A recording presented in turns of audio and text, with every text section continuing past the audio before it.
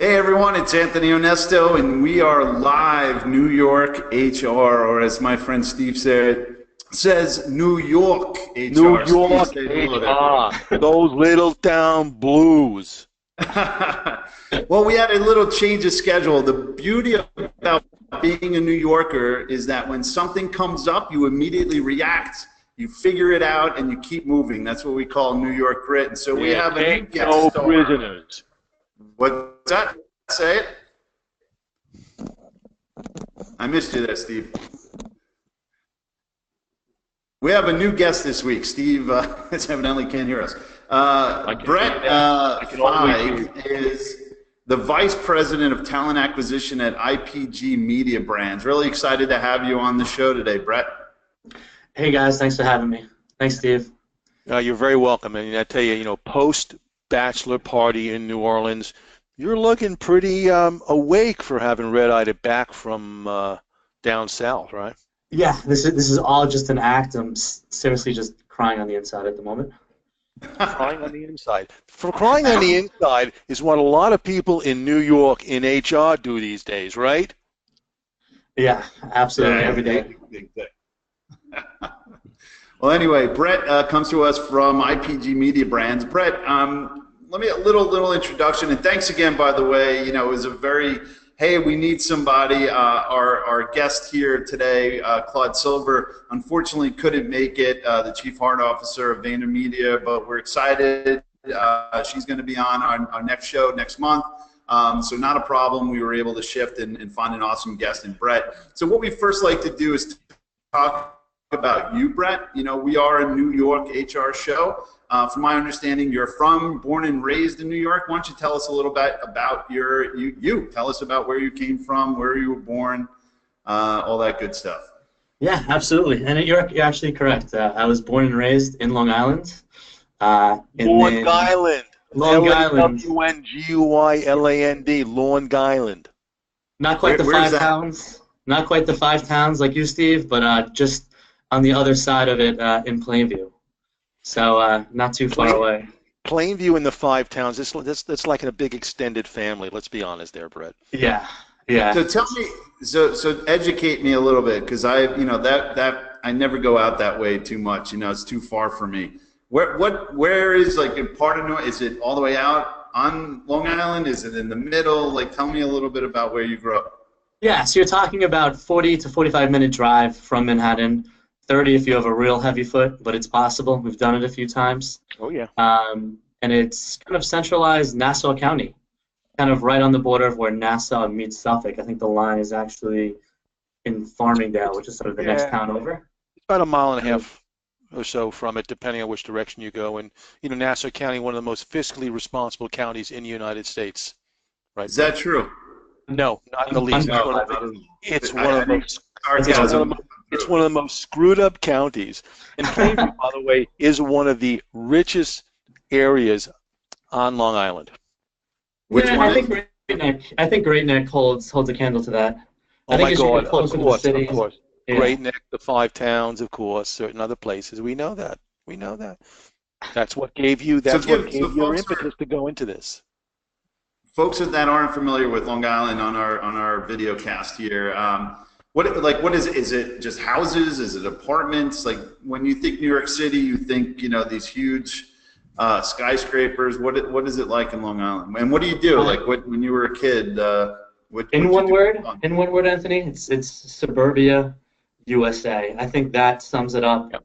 It's not much different than other suburban towns that I've been to, whether it's been Michigan or New Jersey, or the non-woodsy part of Westchester, if you will. So picture a lot of strip malls, movie theaters, and big malls. I mean, that pretty much sums up Long Island. So, we're not talking about farms or countries. Starbucks every corners also. Starbucks everywhere. Starbucks and Taco Bells everywhere. You can't drive more than 20 minutes without hitting some sort of mall or a strip mall in every single town.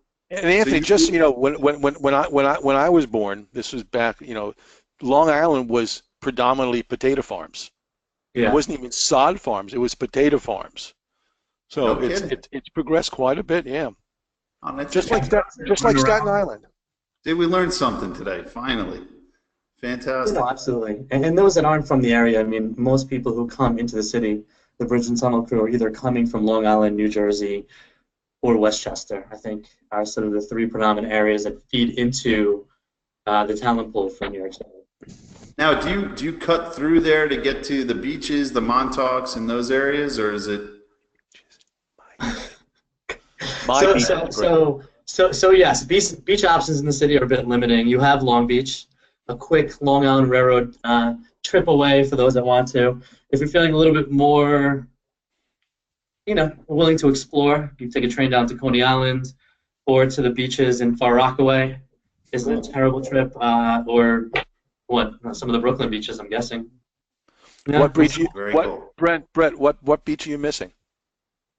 Jones Beach. Yes. Tovey, is that what we're hinting at right there? Yeah, you missed it. Yeah, that's it. Up, Jones Beach and Tovey were sort of like the town beaches. Tovey you couldn't get into unless you were a member of the town of Oyster Bay, which I believe the Five Towns also part of. No, that's like it's Huntington, Oyster Bay, things of that nature. Not Huntington. It's Oyster. It literally is Oyster Bay. So those are like the middle class beaches. You're not talking about like nice areas or bottle service, just a place to go, sit in the sand, play in the water, and then walk 10 minutes to a hot dog stand. Yeah, it's not like the Flamingo Kid where you had cabanas and cabana boys. That was for Atlantic Beach. No, there was no cabanas, just a cooler full of beer and a towel. That's it. Very cool. Well, fun. So tell us about, so you're a kid, you're growing up in Long Island, tell us about your parents, like what did your mom and dad do for a living, and then how did you get into human resources? How did you get into recruiting? Yeah, so both my parents were teachers, New York City Board of Ed. And how I got into recruiting is a bit of a random story, but I imagine one that strikes a chord to a lot of us out there. I ended up going to school way out in Buffalo, which is probably one of the largest SUNY schools in New York you could go to. I went there for a couple reasons. One, it wasn't going to require me taking out a ton of loans, and two, it was actually rated one of the best nightlifes in terms of college campuses. So obviously I made good decisions from the beginning, and maybe this is where it all begins. But when I graduated, I actually ended up in sales, working for in this oil cooperative, basically a lot of telephone sales, selling heating oil contracts to people who use it to heat their homes, like an alternative to Sloman's or whatever the case is out there. Literally, it was just a way to justify to get me into the city, making about, I think it was $28,000 a year base salary plus commission. So barely enough to live. We're talking ramen noodles and credit card debt, but bootstrapping it the entire way. And then literally fell into recruiting when I got called by one of your, let's call it a big box recruiting agencies, who didn't know anything about it. Didn't even know they were calling me about a job with an external client, but took the meeting, took the interview, and before you knew it, they like, well, why don't you come and work for us? And I'm like, well, I have no idea what recruiting is. Like, no, it's fine. You like it. It's fine. It's easy. It's easy. Yeah. Bit of a bait and switch. Bit of nothing better else going on. Might as well try it.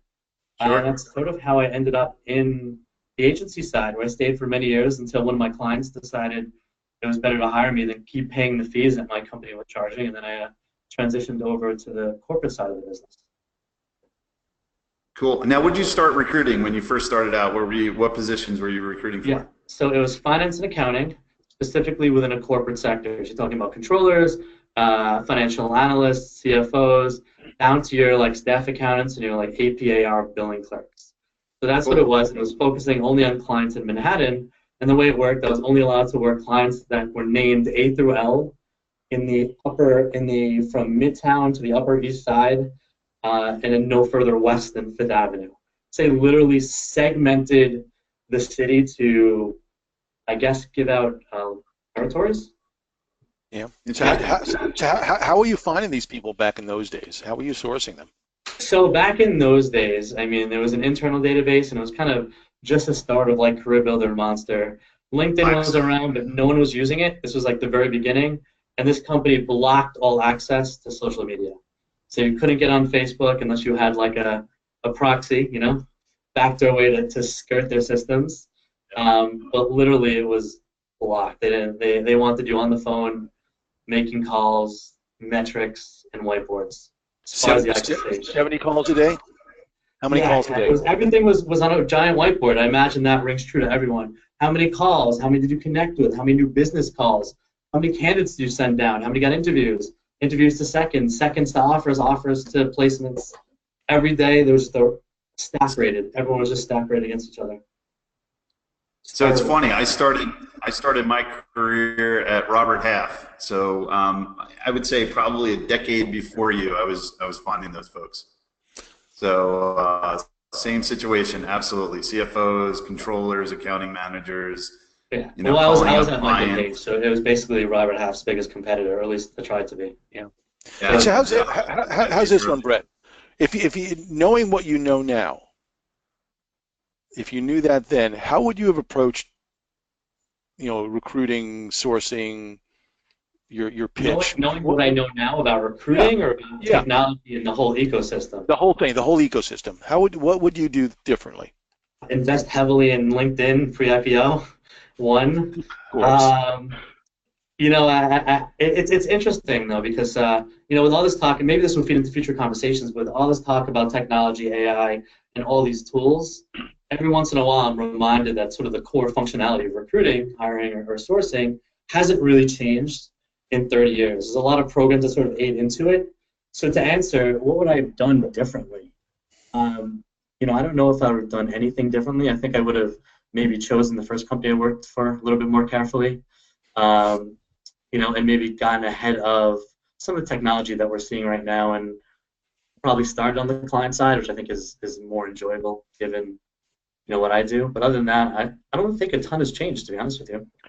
What about the pitch? Since you were recruiting for New York, again, taking into account how you pitch to people now, how are you pitching? Did you have any issues with pitching New York companies to people? Were people looking to stay in New York, do you recall? Were they just looking to run the hell out of here with their hair afire? Do you recall any of the dynamics of the people? Yeah, so when I started was before any of the big market crashes, maybe after the first tech bubble, but people were generally wanted to stay in New York. I mean, there was some that wanted to go bi-coastal, but it wasn't a significant number to where we were running into that on a day-to-day basis. I think it was just people that were looking to, get a little bit of uptick in salary. And since, LinkedIn wasn't a force, it was basically job boards. It was just old school calling into companies. And if you had, whoever had the data, whoever knew where to reach people, ultimately had the power. So it was more just about the selling aspect of it, of actually getting people on the phone and understanding what they're looking for and being able to position whatever you were working on in a way that was advantageous to them, that would, speak to them, resonate with them. Are you seeing any differences now, or are people still New York still the place where people want to, learn this stuff and do their work? Are you seeing any signs that there may be folks, the flight from New York? Are people, telling you why or why not they want to, stay here in New York? Are you seeing any of that? I'm seeing a lot more openness to explore areas outside New York. I think you could break it down in a couple of different segments. You have the people that lived here, were born here, were raised here, and are going to die here. They'll never leave New York. Oh, yeah. They'll never consider anything else. They put down roots.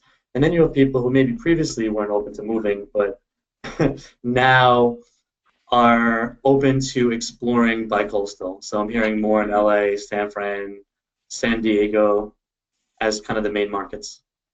And these are still the places where these are hubs for your digital agencies. Yeah. And again, just so the audience knows, IPG Mediabrands, it's a big mass of agencies. So it would certainly make sense logically that folks would want to go where the cities where the agencies are.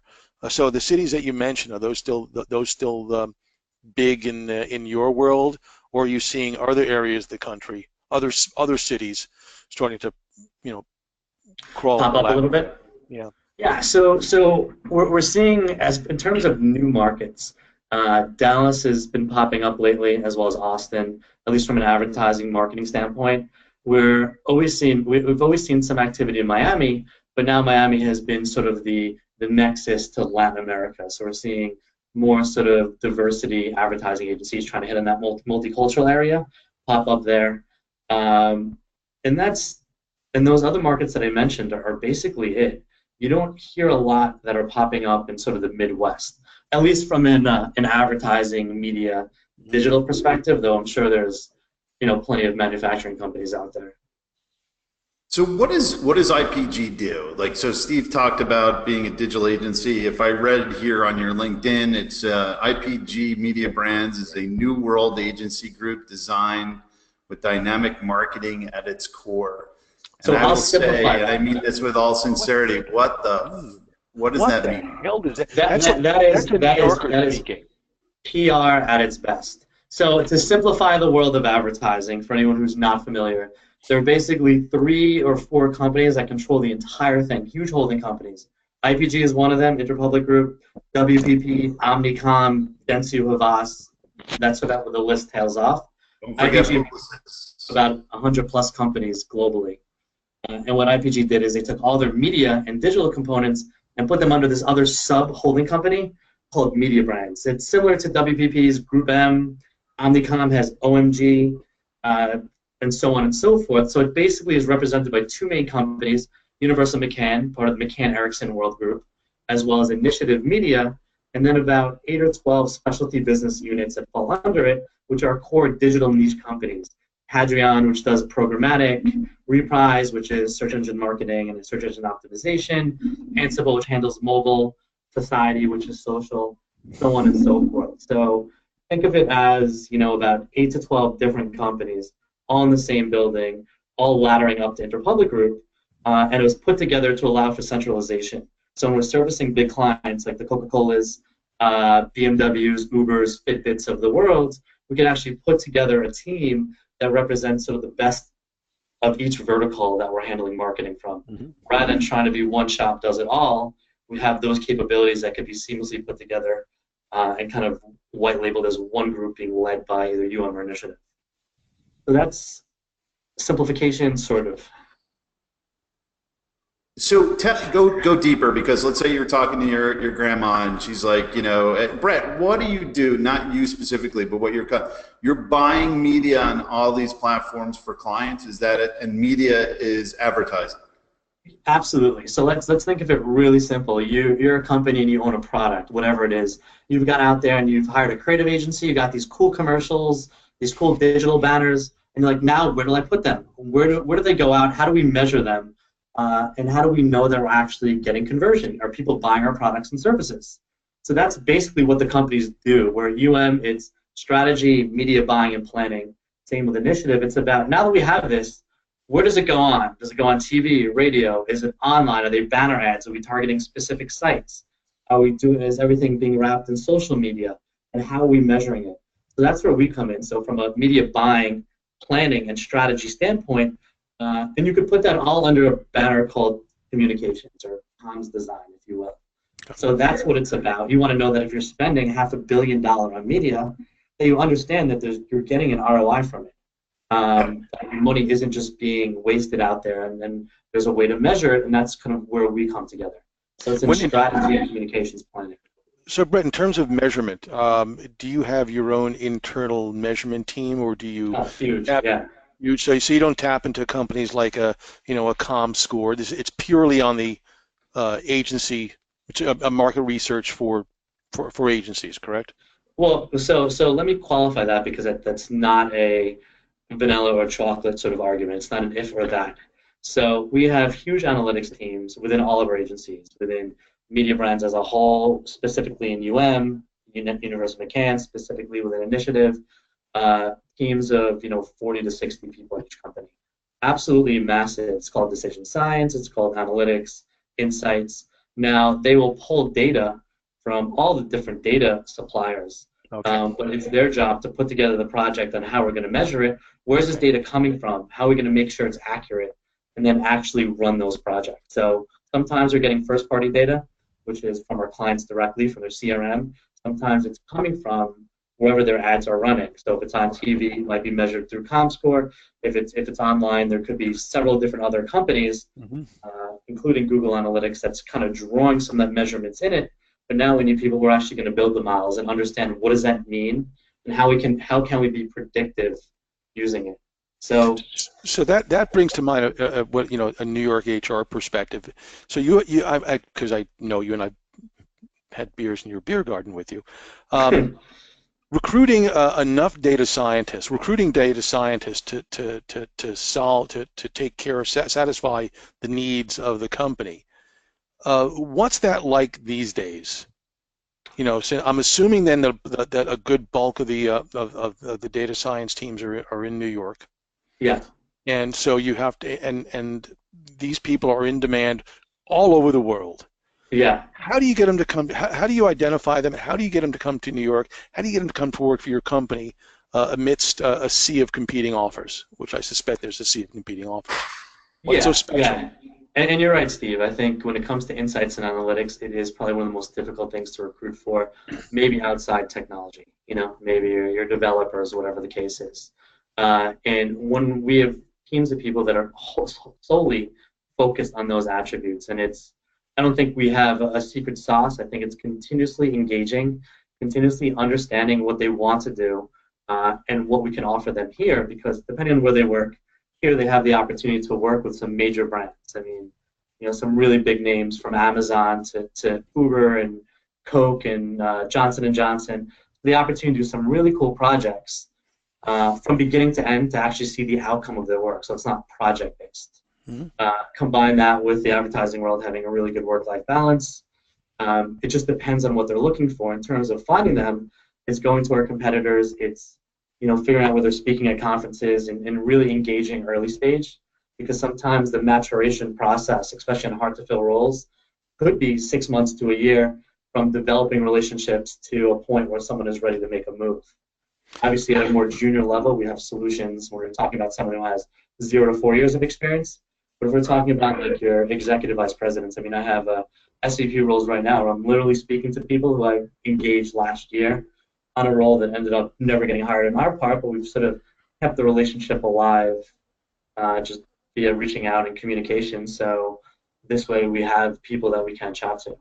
So it kind of comes down to grit, constant follow-up. I haven't found an AI solution that keeps relationships warm. I mean, there is CMS and being able to market content to people, but a lot of times I think that's borders on just spam and unneeded email. It's not that personalized connection.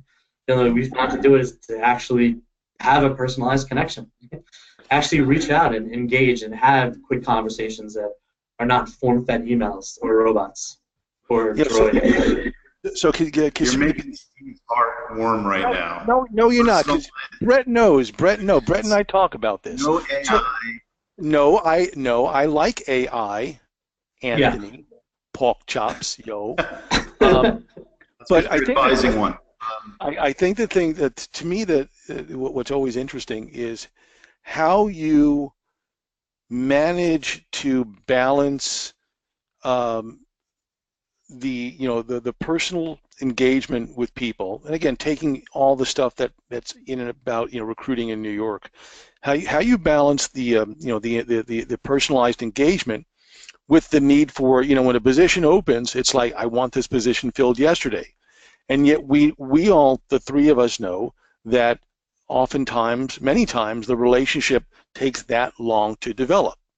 So how do you internally balance all these factors with the hiring managers who really don't give a rat's ass that you're busy, that you have to do all this stuff? What do you do that you think is special? So that is a struggle I think we're all going through at the moment, trying to figure out which parts of a process you can actually automate, whether it's administrative, scheduling and stuff along those lines, but where can we cut out those elements to be more efficient? In terms of dealing with hiring managers, I think that's a topic we could probably discuss for hours at length. In fact, I'm pretty sure we have. But it kind of all starts at the beginning. I mean, we're a centralized resource, and we kind of treat our hiring managers like their clients in that way, although they don't really have many options but to work with us. But we approach it in terms of having them understand what the process is like, that it is a tight market, and that starts with asking them if they know anyone in the market at the moment, seeing if they have connections. A lot of times when they admit they don't know anyone, it opens up the door to say, listen, this is a process that takes a bit of time. We're here to work with you to understand what you're looking for, to review profiles, to really tailor the process that's going to make sense for you. Let's also talk about sort of what's reasonable. And if you're defining reasonable as 10 candidates in the door tomorrow, then you have mismanaged expectations, and you're not going to like me after 2 days goes by, and that doesn't happen. So we kind of started from that ground up and really involved them in the process from the beginning, which I think is something I've heard many people speak on, but is ultimately so simple to do, to turn yourself from a fulfillment center into an actual partnership, to where your problem is their problem. It's our problem. We're putting our heads together to try to understand how to do this better. I'm here to tell you what the market is like and what we've seen, and you're here to help educate me on what you're looking for to make this process a little bit more seamless and to provide more of a technical interviewer screening to the people we find, because I'm not an analyst. Bret, do you have any internal guidelines that you developed in terms of how frequently you engage with hiring managers during the hiring process? I think each team has with the hiring managers? Yes. So that varies, but yes, in the process that I set up and that I have my team follow, we do weekly check-ins with the hiring manager. Now, what is a check-in and what constitutes a check-in? That's also something we covered during our initial kickoff meeting. We actually sit down and say, well, how do you want to be reported on?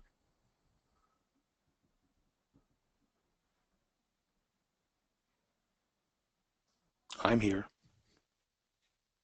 Do you want to sit down once a week? Do you want to make a Each hiring manager has a specific different taste on that. Some are just big picture guys, like, no, I don't care. Just give me an update every Friday so I know you haven't completely tossed me to left field and disregarding our search. Others, are trying to internally make a case for a more senior candidate, maybe a bigger budget. They want a little bit more of the granular details.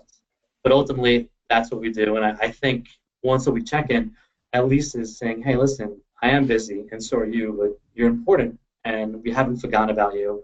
Here's what we've been doing, and here are our issues. Let's see if let's see if we can figure out a solution to overcome this. And also, it also helps them get a sense if you've gone off in left field, if you've come to a conclusion or an assumption that's faulty, and you're going down that path. It allows them to say, hey, stop. You're actually in the wrong direction, and I think we need to refocus here and course correct.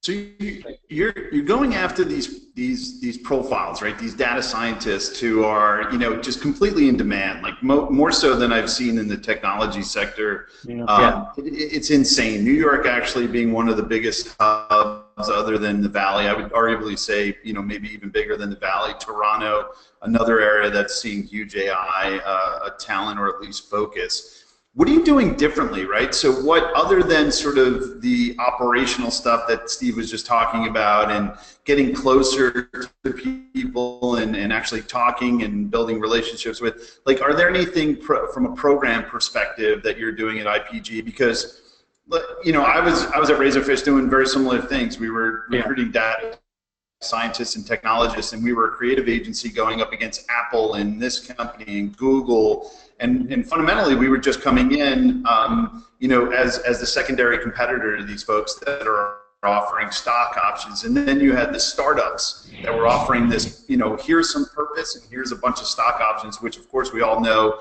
are probably as worth, as much as what we see here in reality, other than the lottery tickets you see. So getting back to the question, are you guys doing anything innovative, and it could be technology or program based, that are drawing these people into your company?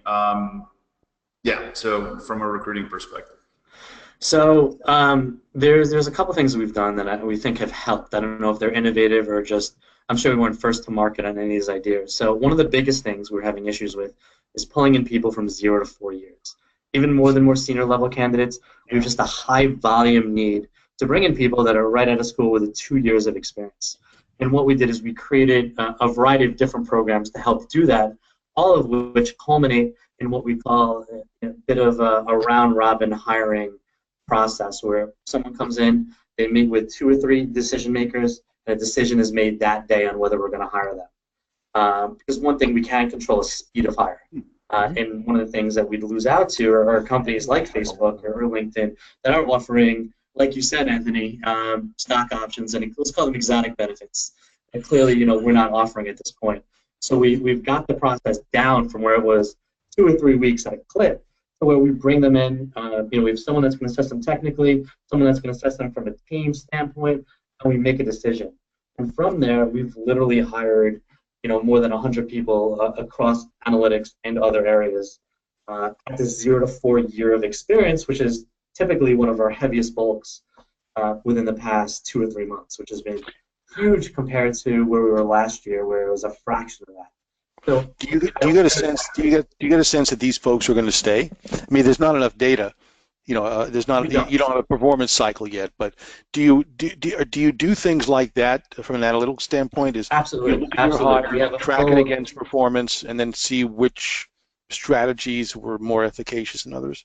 No, absolutely. We track full HR metrics throughout, not just the hiring process, but when they are hired. And we track them against some of our competitors or what's readily available in the marketplace to benchmark against. And so far, obviously, it's new, so we don't have any conclusive data on it, but we aren't seeing people that are leaving after 6 months. So, I mean, that's a really good positive sign. We are, one of the things that we were concerned about is obviously a quick decision where someone comes in for one day. They're not heavily invested into the position, so whether or not that's going to result in offers declined or a heightened offer of decline, that we're still trying to measure. We haven't seen a huge uptick, but we're weighing whether that could implement it or impact it based on that. In terms of HR metrics, we're tracking HR issues throughout life cycles of every employee here to try to see if we have the most. Unsurprisingly, we do have the most, 0 to 4 years, but those are also millennials that are 2 years out of school. So we're not seeing levels that are higher than we've indicated from any of the other IPG agencies. And it just could be, first job out of school, you're going to make your typical HR relationship mistakes, if you will. So what does your organization look like? So you're vice president of talent acquisition there. Yeah. Like how big is your team? What does that look like? Just give a sense. Sometimes a lot of our folks that are watching are building these kind of departments. It's always good to listen in from someone who has scale. No, absolutely. So right now we probably have about 20 or 30 people in talent acquisition across Mediabrands, most of which are centralized in New York. We do have a small team out in LA to handle the West Coast and one out in Chicago to take care of Chicago, Detroit area. In terms of teams, we're organized pretty uniquely. We have about 6 or 7 people that are dedicated to this 0 to 4 years level of experience, and they work across all of our brands. We then have a centralized team that focuses in on more your media roles, supporting UM and initiative. Another one that focuses on analytics across both companies. And then another team that focuses on what we call digital. It's just basically digital. It doesn't fall on UM or initiative, so it supports all our specialty business units, programmatic, some overlap with analytics, search, mobile, video, those sort of things. But we have been kind of realigning the department right now to better sort of align with some of our with UM and initiatives. So there's been a bit of a shift. Hasn't changed in terms of people, but just trying to make sure we're better aligned to handle some of the changes that we see within the brands. Or, for instance, when we win a new account and all of a sudden we have to hire 100 people, we want to make sure we have some of that infrastructure in place so we can reduce the amount we need to offshore or outsource or whatever the case is. Because in the media world, it's quick hiring surges like that, which I'm sure you're aware from Razorfish World. Well, that brings to mind an interesting thing, Brett. How do you maintain the freshness in your pipelines? How do you maintain the connection to the people that you've worked hard to put into your little pipelines or communities or networks, whatever you call them? Do you have how does that plan work for you? Yeah, so there's a couple things that we do to help with that. Besides just having enough headcounts to make sure that we're keeping proper relationships, we also have started to build a talent community, which goes towards where people are opting in and we're pushing out relevant industry news. Not necessarily about jobs we're hiring. It's not about that. It's about letting them know when we've won a big account, when we've been recognized for a specific award, or are speaking at a certain panel. So information that people who are working for our competitors might be interested in knowing. It's a sort of opt-in. You call it a CMS. I think the lines in the sand get blurred in terms of what we're calling it these days. But essentially, it's a way just to keep people engaged. And then, obviously, in the various social channels, keeping a lot of that being pumped out and making sure that our CEOs, CFOs, and business leaders are really overactive on social media to helping, because a lot of people will latch on to one specific person they want to work with and will kind of follow everything they do on social media. So we use that to our advantage to just keep people engaged that are super passive. They might not be taking calls yet, but they recognize it's a legitimate company that's winning some big clients, so they're tiptoeing, to borrow a term.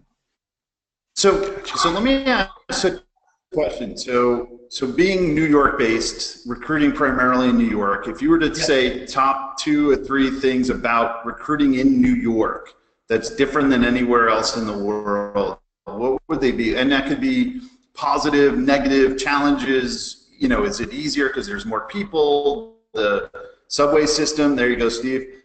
Challenges with transit, like what are some of the top 3 things that you would say, just for someone who's maybe watching or listening in or watching the video after that's sitting in Chicago or Austin or whatever, just give them a sense of what it's like to be a recruiter leading a recruiting team in New York.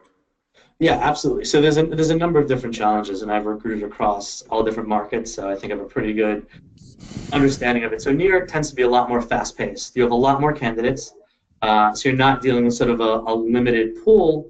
However, it is a very candidate-driven marketplace, which means candidates are only going to be available a short period of time. They're likely to be interviewing at multiple places, and likely, if you don't act quick enough, are likely to have multiple offers on the table. The fallacy of a passive candidate really doesn't exist. I think if someone makes a resume or sends you a resume, and you think you're the only one that's gotten that resume, the only one to speak to that candidate, you're delusional. I think that's really what it comes down to. We're starting to see more areas of pockets in terms of analytics, digital and advertising. Obviously, it's a big hub. So, I think in terms of being hard to find candidates, I don't think that's the issue. I think it's being quick and being able to engage at the right time, understanding how to engage and understanding how to build that relationship, and it's really going to be fast-paced. I literally haven't found a way to automate it, but there are days I have 8 to 10 phone calls lined up on any given day just to continue conversations with new people and people who I've met with, which, granted, I'm sure there's a technology to solve that at some point. I just haven't found one that takes the human, that human element and includes it in it.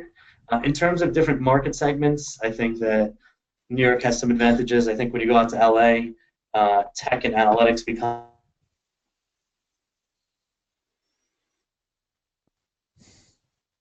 Yeah, you may be having some technical difficulty there, Bret. IPG found out you were on here, and they're throttling back your internet. I don't know. I think it's the Russians, Anthony. I think it's the Russians. Really difficult. I think there's a huge all of a sudden the market. And then all of a sudden the reverse opposite happened. We've seen it with search engine marketing. We've seen it with programmatic. And now analytics is following that same bell curve. Whereas LA, there's still a deficit of developers, and it still hasn't started yet. But we're seeing the uptick where other companies are starting to pay more and more to get a better candidate at a limited talent pool, which is ultimately going to lead to more people entering the market. So I think if you want to come to New York and recruit, you got to be fast-paced. You got to realize it's not a 9 to 5. It's a 9 to 9 the next day. It's basically a 24 hours. Yeah, it's a 9 to 9. I mean, you will literally, there are times if you're working late in the office, you're exchanging texts with somebody at 11:30 at night. It's crazy, absolutely crazy. Yeah, it just never stops. I mean, there's something that's said for work-life balance, but so if you enjoy it and these things bother you, you're in the wrong industry. There's just simply no way around it. It doesn't ever stop. True. Always new issues. And just to say, Bret, I think we had some tech difficulties. You had froze there for half a second, so I think IPG is onto us and maybe throttling back your internet access. I don't think they have a problem, Anthony. Anyway. They let me in there. I don't think what Bret's talking about is forget it. Good. Yeah. What part of what I said did you miss? miss? No security in the building, huh? No, it's pretty easy. What part of we're what I good. said? We're good. We heard most of it. Okay. See, now he's frozen. Now No, I'm just not moving. We're good. We're back now? All yeah, right. We're good. Evidently, we're doing this over AOL. This is what happens when you're bootstrap show. Maybe, no, Anthony, here's a problem. I think with the transit issues that we're having, there are more people working from home, so the general load on the internet is higher. Because the folks are working from home, they're not just doing their work. You know what I mean, Anthony, right? You know what I mean. What else might they be using the internet for, Steve?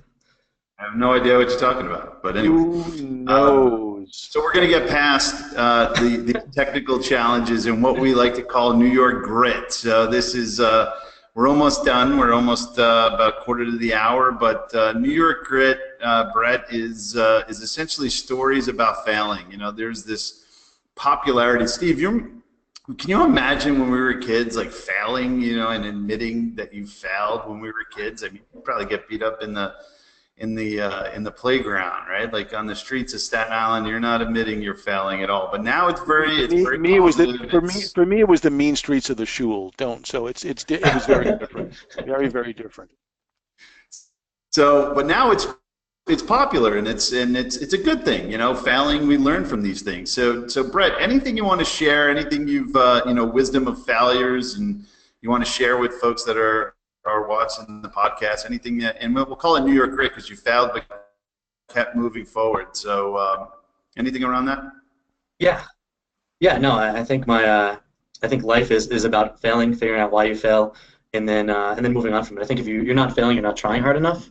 There's so many great stories to go to, but I think when I was about a year or two into recruiting, I decided that I was going to try to start my own firm. I had a good amount of large corporate clients I've been working with, and I guess I had 0 sense on what actually went into running a business and what money you would need to sustain you, what a 90-day billable or 90-day pay process looks like.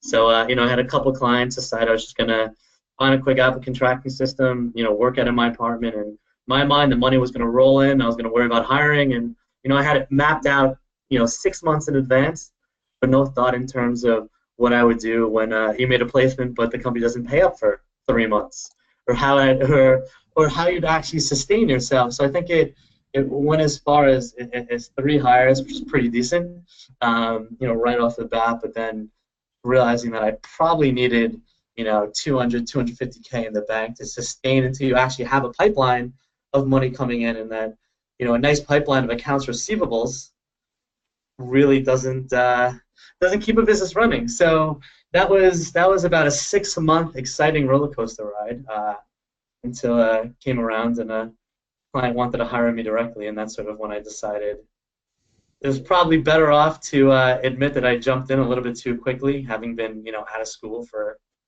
4 years maybe. Yeah, there's a story about when dogs like to chase buses. What happens when the dog finally catches the bus? What do they do with it? Yeah. It was quick to act, not enough thinking or thought process, thinking about the actual business element of it, but just like, hey, I'm pretty good at making these placements, like picking up clients, like things are going well. Why can't I do this on my own and cut out the middleman? And I learned pretty quickly why I couldn't do that on my own and cut out the middleman. And I think it was an epic failure, but an interesting life lesson in learning. Yeah, I mean, I think you learned more about business, right? So your net 90 is not going to work for you. No. Works for clients, and that's even when they pay you. And then what, sue us, and you're now hiring a lawyer because you can't get paid, or you're writing that off. So and the lawyer costs more than the fee that you're. And the fee, yeah, exactly. Right, exactly. Oh, no, that's an interesting story. So I just want to pause here for a minute. I wanted to thank Talent Tech Labs again. Bret, I don't know if you know, but they are awesome. They allow us to utilize their WebEx system, so I want to give them a shout out. I'm not sure if you've ever worked with Talent Tech Labs or know about them, but doing some really interesting things around recruiting technologies. I mean, Steve usually throws up this, the landscape of talent acquisition technologies, and it's this huge map of all these different things that are happening, and it technically becomes very confusing for folks in your position to really understand. Like you said before, I don't know if there's tech out there to do these certain things. these guys are actually putting it down on paper, putting it in reports, and vetting a lot of this stuff, and putting it out there. So I just want to say thanks to them. I just want to give them a head nod. Thank them for allowing us to use their WebEx and giving them a shout out. So TalentTechLabs.com. TalentTechLabs.com. Go to the navigation bar, click on Ecosystem. You will not be disappointed. No, you're right. And they're running a new program, by the way, not to give them too much sponsorship credit here, but they're running a really interesting program. Brett, if you want to take a look at it, I think it's 40 grand a year, and you get access to all this technology, and you get insights and all. Sort of for an IPG that's managing what I read here, $37 billion in marketing spend. Drop in a bucket, you know, sort of rounding error for you guys. Take a look at them and doing interesting things. So we're going to end it with our usual. Steve, I'm going to let you you end it with our usual our segment here. You know, our favorite. I do appreciate that, Anthony, and I will not forget your people.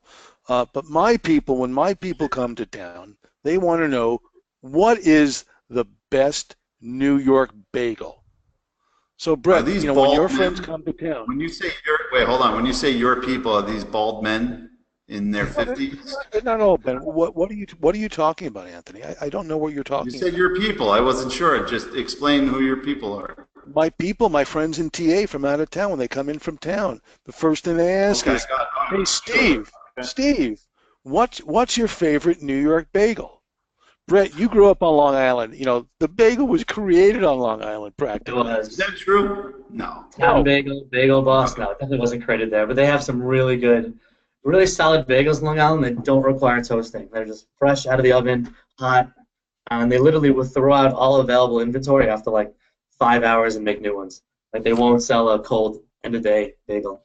No, you won't see a lender's bagel in a respective in any respectable Long Island refrigerator. Just not going to happen. Are you a scooper, Brett? Are you a scooper when you come to your bagel? Usually not. But if it's a matter of cutting calories and trying to eat a little healthier, I will. But normally that's what makes a bagel good is how soft it is. Do you have a scooping it out to get? Don't go there. It's not that kind of show, Brett. When it comes to your favorite bagel place in New York, do you have one? No, what's a scooper? Hold on. What's a scooper? I'm asking you a question here. Someone who scoops out the inside of a bagel because it cuts down carbs and calories. Because some bagels can be literally 2.5, 3 inches thick. Yeah. So some of them it's like eating a loaf of bread, but it's a delicious. What's a non-scooper called? Bagel lover? Bagel lover? Yeah, bagel lover. So, Brett, do you have a favorite bagel shop in the city? Yeah, so I've said a few. So in New York City, there's a basic formula. It's how good the bagel is over how long it takes to get said bagel. So a lot is centered around convenience. For me, for the longest time, it was Essa Bagel, ESSE. Awesome bagel place. However, if you go during core times, lines around the block. If you order on Seamless Web or whatever your delivery platform is, like an hour and a half. But that is one of the best bagels I've had in the city. And to take into account Mr. Ernesto here, your go-to place for a slice of good old New York pizza. Thank you, Steve. Welcome, Anthony. You don't have to worry about the horse's head in your bed now. I'm going to make you an offer you can't refuse. You're not going to do anything, pork chops, nothing. So what's your go-to? What's your go-to pizza place? Yeah, so there's a number of them. The one that I've really been loving on lately is Patsy's Pizza. Patsy's is like an institution. It's been around forever. It's all in the sauce, phenomenal sauce, and they use a lot of it. So you got where's Patsy's located? There's a number of them. There's one on 69th and First, I believe it is. Yeah, 69th and First. It just relocated there from around the block. Really good. They also make a ton of other Italian food. So it's a solid pizza. I mean, there's so many options between going over the bridge to Brooklyn and some of the more trendy places, or even going down to Little Italy where there's phenomenal. But that's just solid.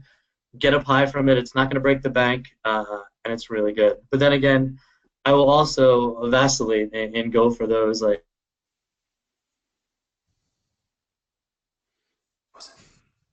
What is he going for? I need to know. I know he's doing the 2 slices and a can of Coke for $4. I know that's what he's talking about. Bret, we lost pizza $1 slices. Yeah, you go. Because those are also on the other end of the spectrum. For a dollar, it's phenomenal. See, Anthony, you're breaking up, Bret. So we got ESSE for bagels. Did I get that right? And Patsy's for pizza. Yes. So there you go. You learned something here. You learned IPG doing some really interesting things around advertising and placements of media. $37 billion in marketing investment. Huge, like Steve said. Huge company. These guys are looking for top 3 roles that you're looking for right now, Bret. You said data scientist. What else? Yeah, absolutely. Data science and analytics are definitely on the top 2. Past that, it's people with programmatic and search engine marketing experience from the senior level. Those are always really difficult.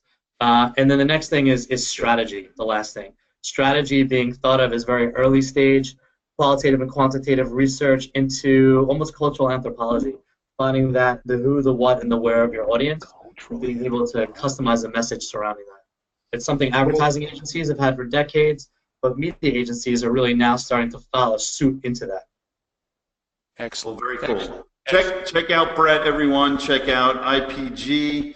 If you're looking for a job, even if you're not, connect with him on LinkedIn. Good guy. I mean, the guy that got an email on Friday night and is here Monday morning, that's a good human, right? So we like to surround ourselves with those people. Bret, thank you very much for having us.